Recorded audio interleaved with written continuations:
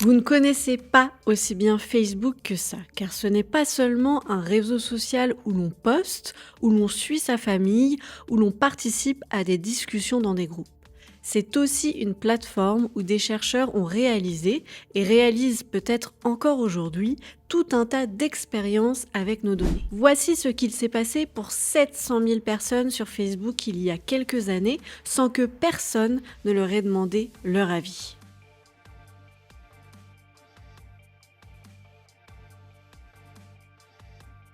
Salut les gens d'internet, bienvenue dans Social Drama, l'émission qui revient sur les histoires mystérieuses et secrètes des réseaux sociaux. Merci pour l'accueil que vous avez réservé à cette chaîne, nous sommes ravis de vous compter déjà aussi nombreux et nombreuses et ravis de lire vos premiers commentaires qui ne connaissaient pas les histoires que nous vous avons partagées. C'est tout l'intérêt, vous raconter ce que vous ne savez pas encore sur les réseaux sociaux que vous utilisez. Et aujourd'hui, j'ai décidé de m'attaquer à une sacrée histoire qui concerne Facebook, un réseau social que l'on qualifie aujourd'hui de vieillissant. Mais sachez qu'en 2026, Facebook n'est pas du tout délaissé par ses utilisateurs comme on pourrait nous le faire croire.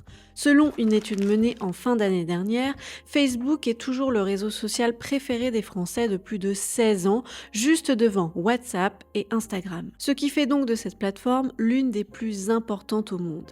C'est certainement pour cette raison qu'un groupe de chercheurs travaillant chez Facebook a décidé d'y mener une expérience pour mieux comprendre comment nos émotions évoluent selon ce que l'on peut voir dans notre fil d'actualité. Mais avant de commencer, je vous invite à vous abonner, à commenter et à partager la vidéo pour nous aider à développer cette chaîne. Sachez aussi que toutes les informations que je partage dans cette vidéo se basent sur des informations accessibles à tous. Vous avez toutes les sources en barre d'informations.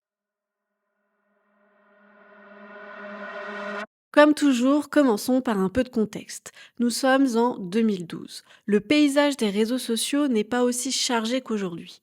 YouTube connaît un joli développement avec la création de chaînes de YouTubeurs qui commencent à réunir des milliers, voire des centaines de milliers d'abonnés et de vues. Instagram est à peine né, Facebook prend une belle place dans le paysage du social media. Les utilisateurs ont l'habitude de s'y connecter pour échanger avec leurs proches, mais également pour s'intégrer dans des groupes ou pour suivre les pages de leurs célébrités et blogueurs préférés. Pour vous donner une idée de l'impact de la plateforme, voici quelques chiffres dévoilés par Facebook à la fin de cette année 2012. 2,45 milliards de contenus différents ont été partagés. 300 millions de photos ont été ajoutées. 2,7 milliards de j'aime ont été distribués. Ces chiffres ne concernent que le marché français. Vous imaginez donc ce que ça peut donner au niveau mondial. Ce que l'on ne sait pas encore, c'est que les réseaux sociaux s'appuient énormément sur la psychologie humaine pour développer leurs outils et faire en sorte de nous rendre accros. Facebook a été l'une des premières plateformes à s'entourer de psychologues ainsi que de professionnels du comportement humain. Leur objectif est de mieux comprendre notre relation avec ces outils pour pouvoir les développer au mieux et faire en sorte qu'on ne les laisse jamais de côté. Alors quoi de mieux que de réaliser des expériences directement sur Facebook? Des millions de personnes s'y connectent, ce qui en fait une base intéressante pour avoir des résultats concrets. D'ailleurs, le docteur Adam Kramer, qui a participé à l'étude que je vous présente juste après, a précisé ça lors d'une conférence. Les données de Facebook constituent la plus vaste étude de terrain de l'histoire. Alors pourquoi se priver d'utiliser cette base pour réaliser toutes sortes d'études? Ne vous inquiétez pas, ces chercheurs n'ont pas attendu votre accord pour se lancer. C'est donc comme ça qu'en 2012, un groupe de chercheurs sur Facebook a décidé de mener une expérience sur 700 000 utilisateurs. Tout ce travail, je tiens à le préciser, a été réalisé sans avertir personne pour mettre chacun dans les meilleures conditions. Spoiler, vous allez voir que ce point va rapidement poser problème, mais je vous en dis plus juste après. Ce groupe de chercheurs qui évolue dans le département de recherche de Facebook a donc décidé d'opérer sur le fil d'actualité, cette page qui s'ouvre automatiquement quand on va sur l'application ou sur le site internet. Ce fil d'actualité nous est soumis par un algorithme et met en avant les publications des personnes avec qui nous sommes amis et des pages que l'on suit. Si au départ le fil d'actualité était chronologique, les algorithmes l'ont rendu plus personnel en soumettant des publications que l'utilisateur est susceptible possible d'apprécier. Ce groupe de chercheurs a donc choisi de modifier ce fil d'actualité pour qu'il partage davantage de contenu positif ou de contenu négatif. Leur objectif est de déterminer si le fait de voir plus de messages tristes rend une personne plus triste ou inversement. Les réactions des utilisateurs ont été suivies minutieusement en analysant notamment le changement d'attitude au niveau du langage, c'est-à-dire avec les commentaires laissés ici et là. Les résultats de cette étude n'ont surpris absolument personne. Oui, Facebook est capable d'influencer nos émotions selon le contenu que l'on consomme. Les chercheurs ont noté des changements à hauteur de 2%. C'est un phénomène qui a été baptisé la contagion émotionnelle. Cette contagion influence les décisions car l'humeur modifie l'attention, les attentes et le jugement. Un état positif peut réduire la perception du risque, tandis qu'un état négatif peut accroître la sensibilité à la menace. Rien n'est sans conséquence. Ces résultats ont ensuite été publiés en 2014 dans une revue scientifique américaine. Pour les auteurs, ces résultats montrent qu'une contagion de masse est possible sur les réseaux sociaux et surtout que cet effet de masse peut être appliqué à la publicité, parce que Facebook gagne de l'argent en vendant des espaces publicitaires.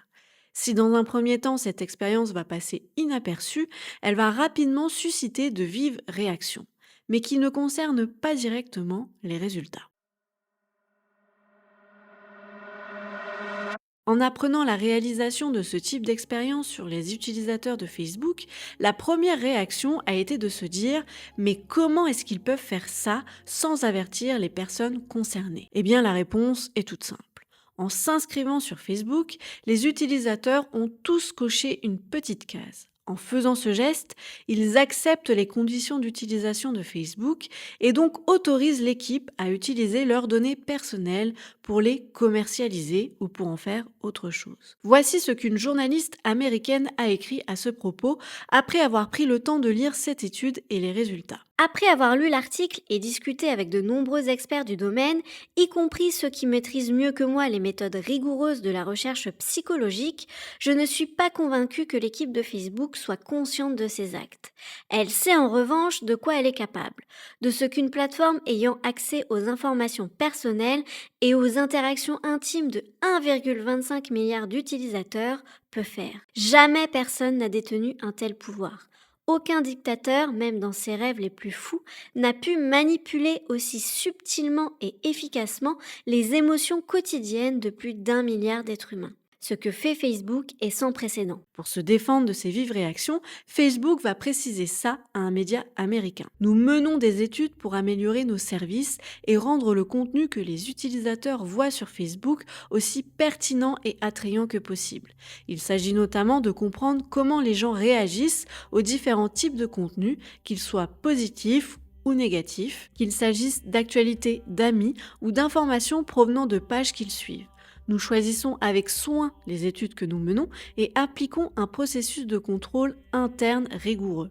Aucune donnée personnelle n'est collectée inutilement dans le cadre de ces études et toutes les données sont stockées en toute sécurité. Une réponse qui ne va pas plaire à tout le monde, voire à personne.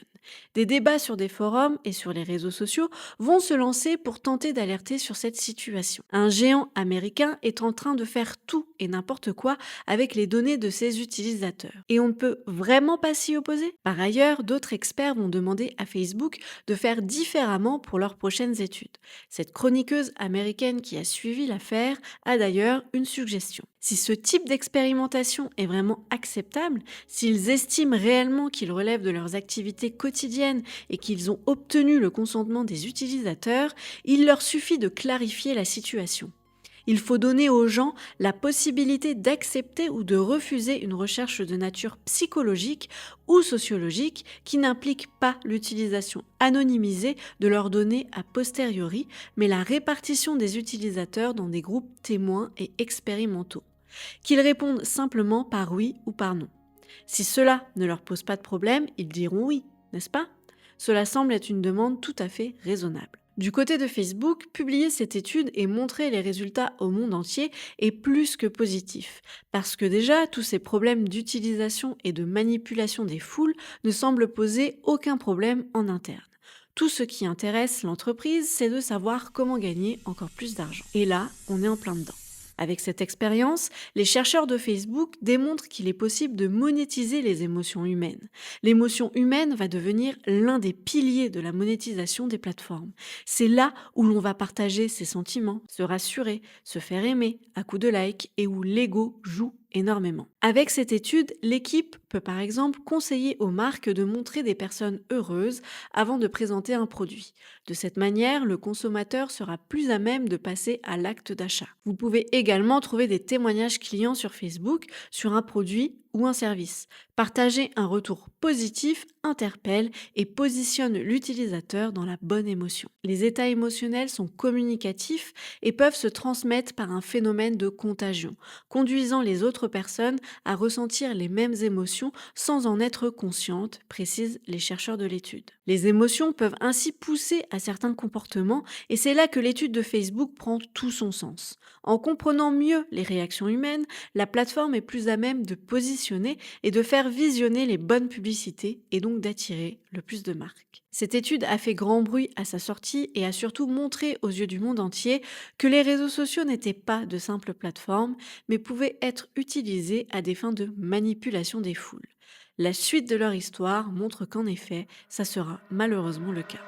N'hésitez pas à me dire en commentaire ce que vous avez pensé de cette histoire. Je trouve ça hyper intéressant de pouvoir remonter un peu le temps et de revenir sur des faits de ce type pour mieux comprendre les réseaux sociaux que nous utilisons aujourd'hui. Si vous en voulez d'autres, je vous encourage à vous abonner, à mettre un commentaire et à partager la vidéo pour nous permettre de développer au mieux cette chaîne. Et moi, je vous dis à très vite. Salut!